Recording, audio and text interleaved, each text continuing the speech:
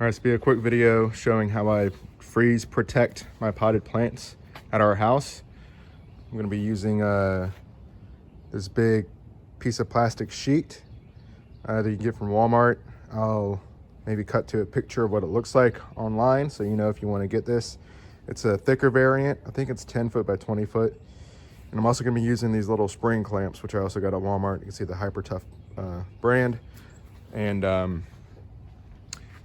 And so yeah, I've got all my plants pushed up in the corner here. So this is going to be specific to, you know, how your house is set up. I realize that. But hopefully if you've got a similar setup, maybe this gives you an idea of how to protect your plants. So you can see I'm in a corner right here where we've got a brick wall on the side of the house. These windows lead to our sunroom, and I've got a little overhang eave going all the way around. So I'm going to basically clip that plastic to the gutters, let it hang down, attach it to the wall there, attach it over here to the post, and make sure it's all blocked in. And the final comment, we live in South Louisiana, so when I say freeze protection, you know, we're gonna have a few days where every night it's gonna be below freezing, maybe 20 degrees, 22 is the lowest. So this probably won't work in up north, you know, where y'all are below freezing for weeks at a time. But I will say I've been doing this for a couple of years. Last year we stayed below freezing for 3 or 4 days here in Louisiana, and it's worked perfectly fine to protect my plants. I've got plenty of tropical plants. You can see here I've got some avocados and guavas and citrus plants and stuff like that. So it does help protect tropical plants and things like that. So definitely works for our area, and might be worth a try if you're in a similar area trying to protect your plants.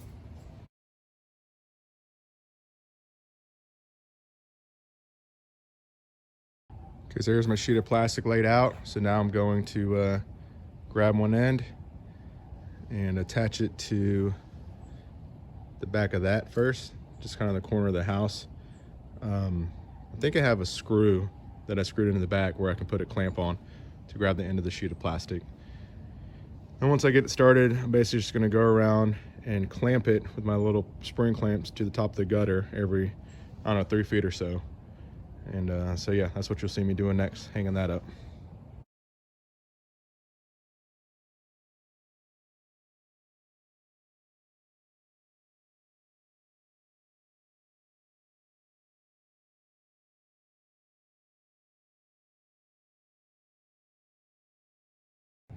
Okay, so that's a majority of it hung up. Make sure I got enough length down here. Yeah, that's good down there. So I've got, you can see some left over on the left side, some on the right side. So that's good. Now I just need to basically tuck in the corner. So again, what I typically do on the right side, you'll see is I think I got a screw on the back of that piece of wood that I can put a clamp on. And then I'll get a fence board up against that wall and kind of tuck it behind that gutter, so that keeps that sealed. And then over here on the left side, I had already a hook where I used to hang a plant, I think, that I clamped to. I added a screw there in the corner a couple years ago where I can also clamp to. And then going down the window, I'll put some clamps along there to seal it off on this side.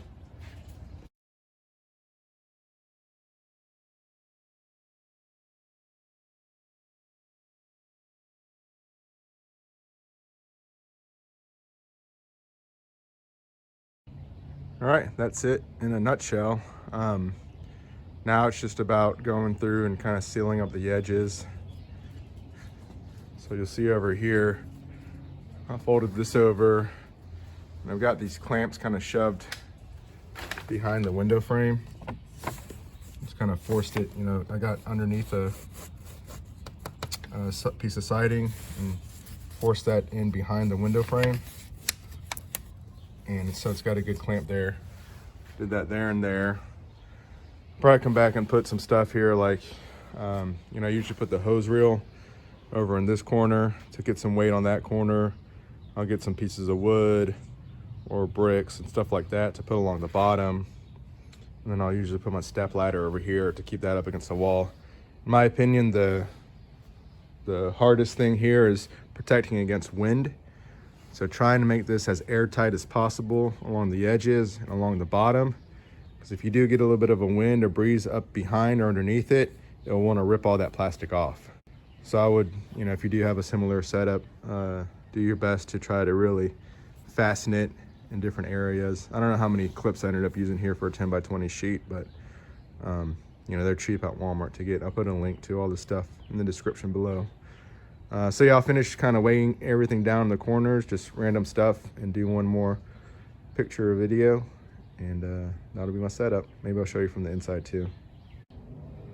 Here it is from the outside, using the hose on the left side this year, and these landscaping bricks are coming in handy. We didn't have these last year, but that'll be good there.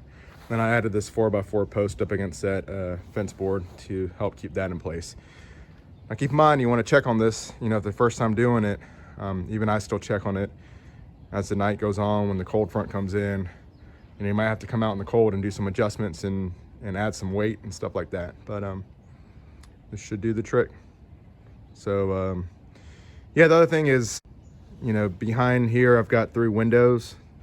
That's our sunroom in our house. And so last year when I got really cold, I ended up cracking one of those windows just to get some of the heat from the house to kind of circulate inside of there. So, I don't know if that did any difference or not, but sometimes I'll open the window inside and put a little thermometer and then close the window so I can keep an eye on how cold it is in that area.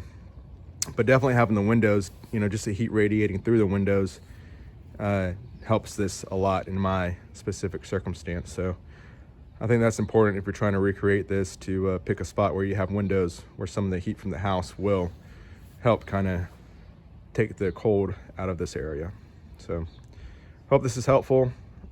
This probably won't apply exactly in your scenario, but maybe we'll give you an idea of something similar you can do at your house. So thanks for watching.